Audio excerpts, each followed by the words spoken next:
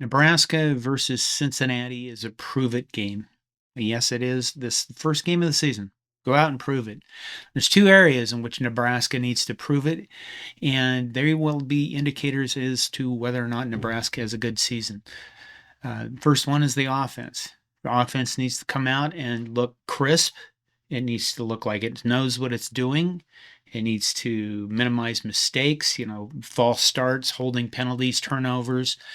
You want to see an offense. I've mentioned this in my preseason prediction that scores 40 points a game. Can we score 40 points against Cincinnati? 35 to 40, that's where we should be. That's how many we should score against Cincinnati.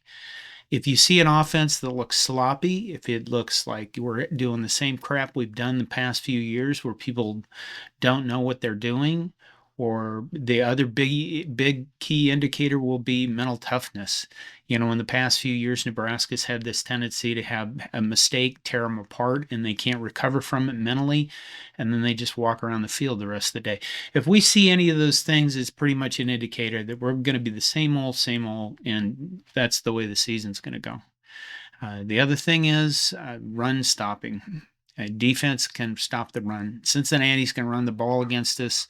It'd be nice if we could hold them to 3-4 yards of carry, something in that area, because if we can't, well, then we're pretty much going to get run over probably by Michigan when we play them, or by other teams in the Big Ten that are just going to. Minnesota would be a good example of that. Penn State would be a good example of that. Iowa. You can't stop the run. You're just going to let teams sit on the field, extend their drives, and your offense, even if it looks crisp and nice and looks like it could score 40 points a game, isn't going to get on the field to be able to score those points. So those are the two indicators early on in this first game against Cincinnati to look for, and that will determine whether or not Nebraska is going to have a good season.